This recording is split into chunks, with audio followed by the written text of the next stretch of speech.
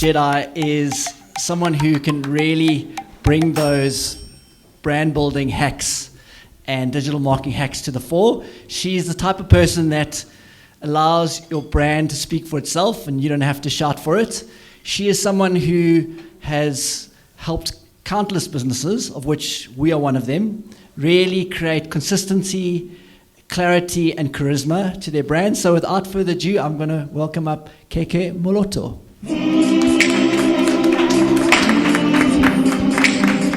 Just interestingly, when Mal's slides switched off, I got quite excited because his slides were so much more exciting than mine. But here we are.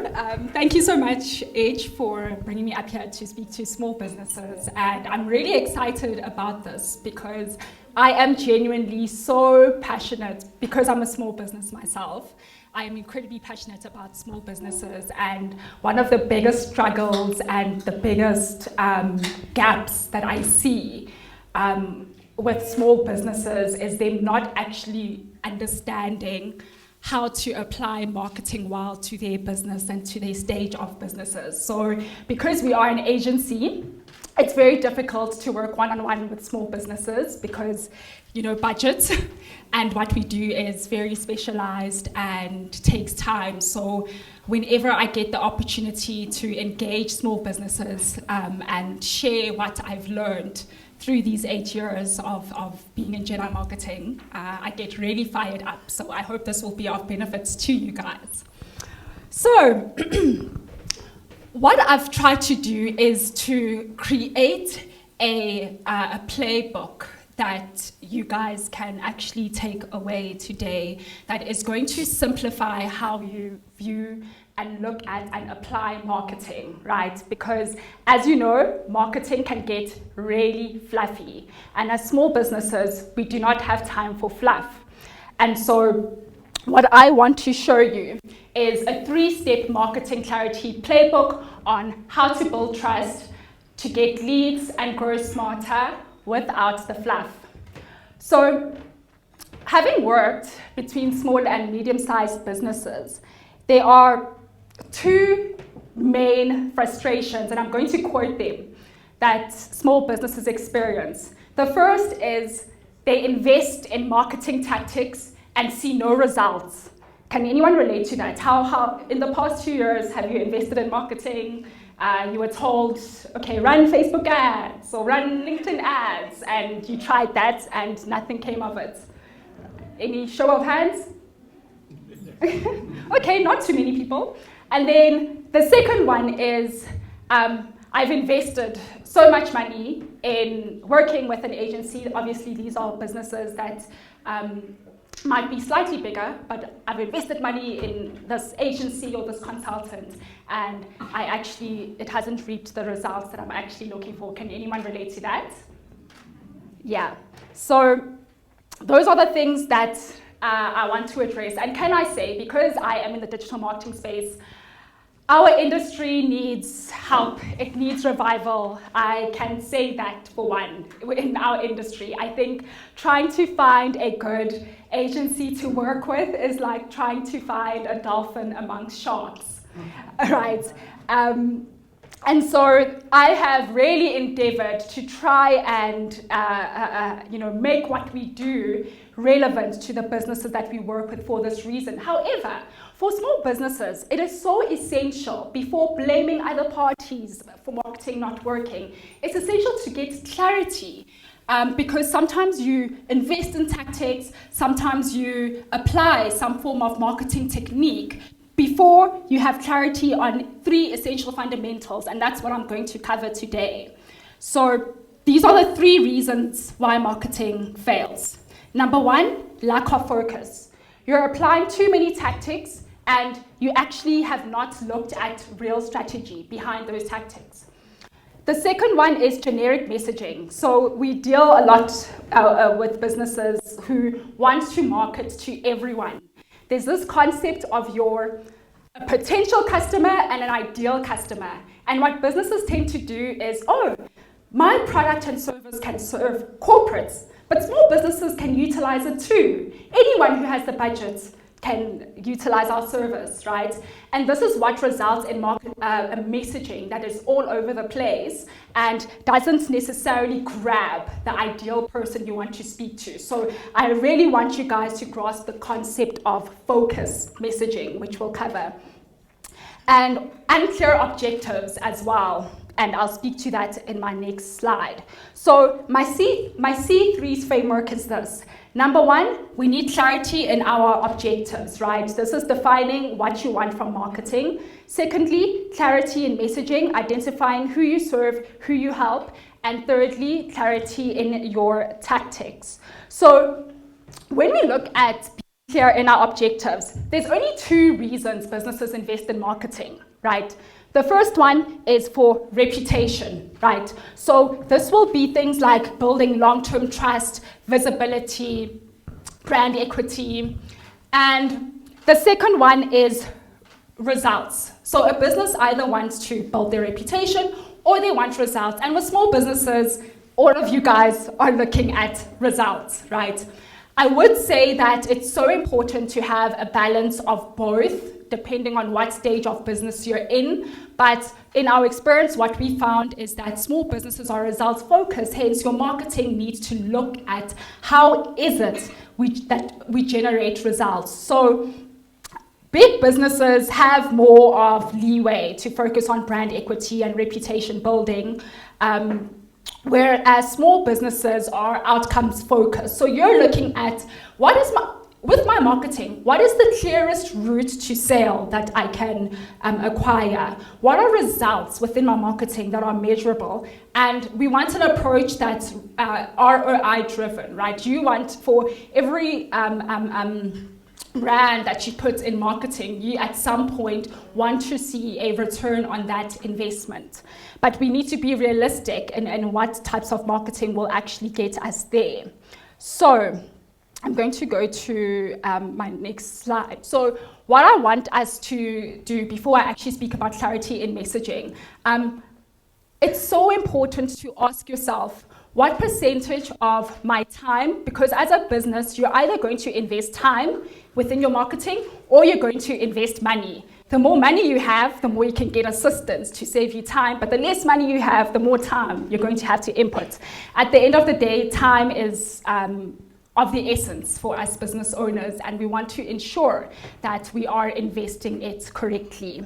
So C1, which is the 3 C's of marketing. The first C is clarity in your objectives. Understand, what results am I looking for? Am I looking to build reputation? Am I looking for results?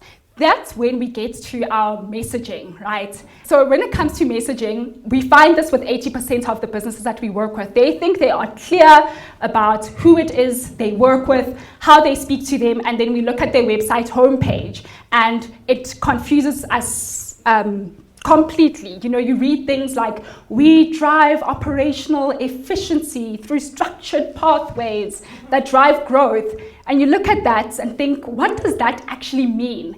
And so what I realize about us small businesses is because we are in the trenches, because we are doing this work every single day, we get so caught up in our own terminology, in our own jargon, that we speak in a way that actually isn't relatable to our customers. And this is why we have to get so clear about how we speak to our customers, how we position our messaging on our websites, on our social media, and any other medium that you utilize in a way that is very simple, clear, and easy for them to understand, and most importantly, in their language. So one of the things we started doing, we never used to do this before, but over time we realized the importance of actually, when we work as an agency, we need to actually speak to our clients' customers, because the customers are the ones who actually tell you what their pain points are, and that is the exact language that we use to communicate with them, and I will show you some examples as we go forward. So get clear, who do you serve, what is their real pain, and how do they help, right? How do you actually help them? And you look at communicating those benefits in the simplest language possible. So Speaking to everyone, I mentioned how unvaluable that is. You know, we want to market to our ideal prospects in a way that resonates with them and position ourselves as the only choice in a crowded market, right? And the voice of our customer is what's going to get us there. So what are your customers saying to you in their sales calls? What questions are they asking you on your social media? When clients refer you, what do they say about you? What are your customers saying they love about you? Jot those things down. Ask to record them as they speak about this so that you can include this in your messaging, right?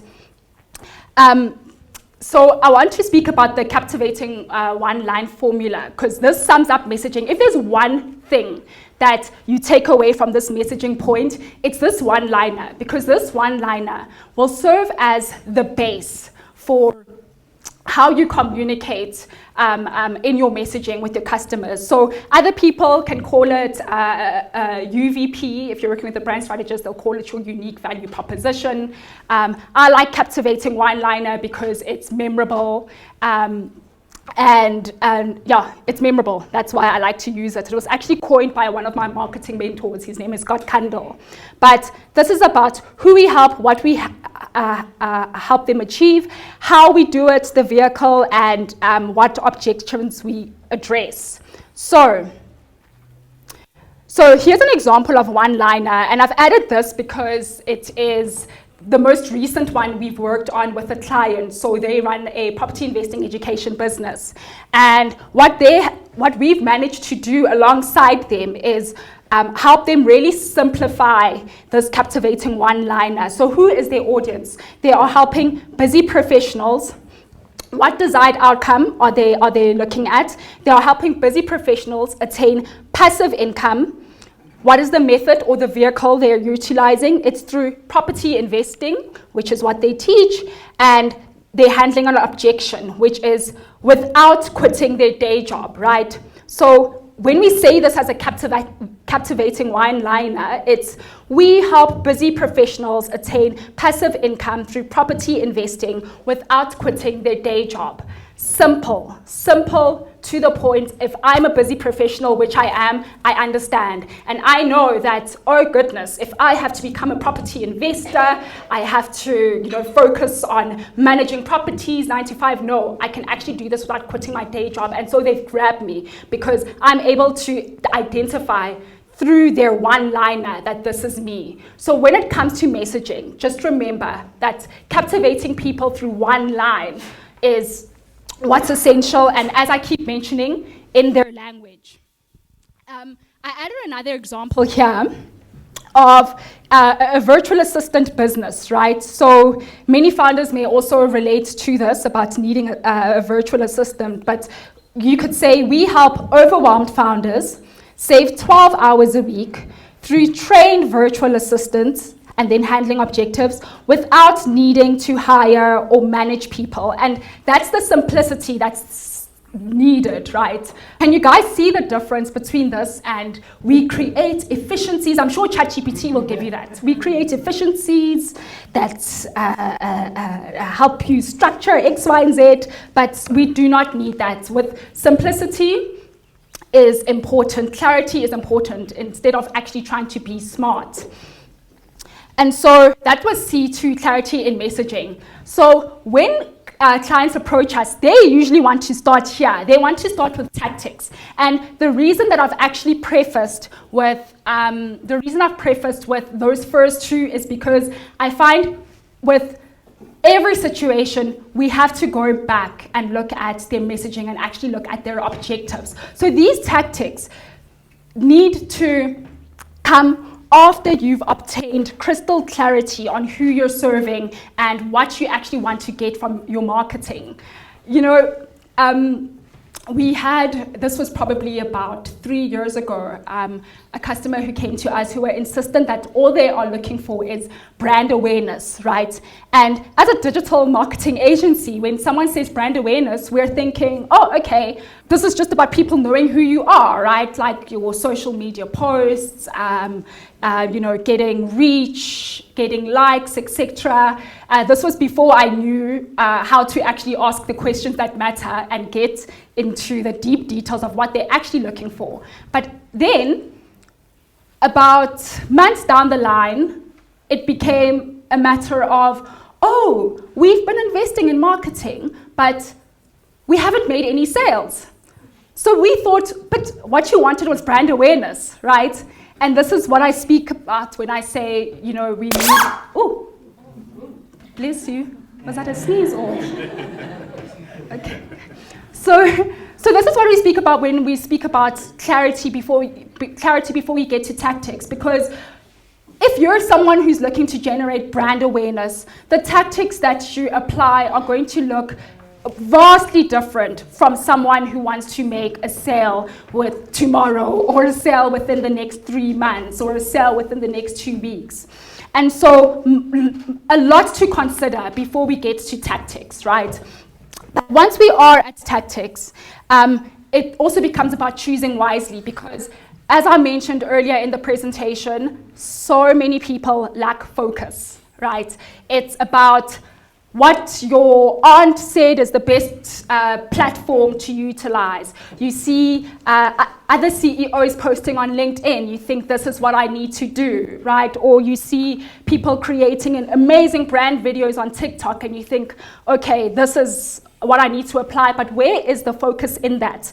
And I want to present to you a method to help you simplify that, because as small businesses, we do not have the time, nor do we have the budget to waste when it comes to marketing tactics. So, too many options, limited resources, then we have scattered efforts, and that leads us to burnout. So, we came up with a tactic selection criteria that makes this a lot easier for businesses to choose what it is they should focus on when it comes to marketing, because businesses have different abilities, businesses have different strengths.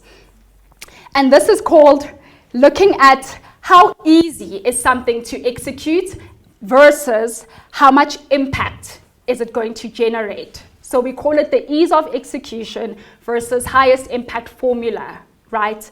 And when I speak about ease of execution, this relates to what is a natural fit for the strengths that you have in your business. Do you have a lot of good writers in your business? Are you a good writer? Are you good at writing articles or any written pieces, right? That's what would be a natural fit. Other people are actually great at speaking, right? So it would be easier for them to execute something that requires them to verbally communicate. So what is that natural fit? What is that content or that channel that feels natural? Secondly, what can you do that is actually a sustainable rhythm, right? What can you do on a weekly basis, on a monthly basis, without burning yourself out as a business? And thirdly, customer attention. So yes, there can be things that are a natural fit to us. Yes, there's things we can do sustainably, but is this where our ideal customers actually are? Is this where our ideal customers actually engage? And that is something to consider. So if we look at an example, if someone has good speaking talent, someone can look at podcasting. Oh, podcasting can also be tricky. I'm not going to go into details, but just operationally, those things can be tricky. So this is just an example. But leveraging your natural speaking ability through a platform that allows you to do that, and then looking at how can I scale this by transcribing the content and distributing it across channels is one example of applying this ease of execution versus highest impact formula. But the most important thing is simplicity, right? So as a small business, one campaign to start off with, a focused marketing initiative, and this is driving results. A focused marketing initiative is what's needed, and 2 to 5 aligned tactics that actually support the goal of your main initiative.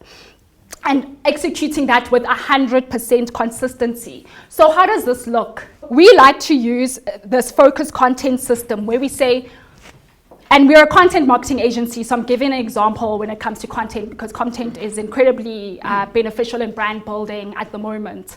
And so we love businesses to actually utilize their expertise and communicate their expertise to their target audience, and actually their story as well. Brand building is so much about story. Like what we have that corporates don't have is the ability to actually connect to our customers in a way that is very real, in a way that relates to the problem it is that they're facing, because most of us have probably experienced similar struggles. And so it's important that we include our brand content within the mix. But what is that cornerstone tactic or that cornerstone content that you can repeat, that you can do consistently, that is going to support your goals?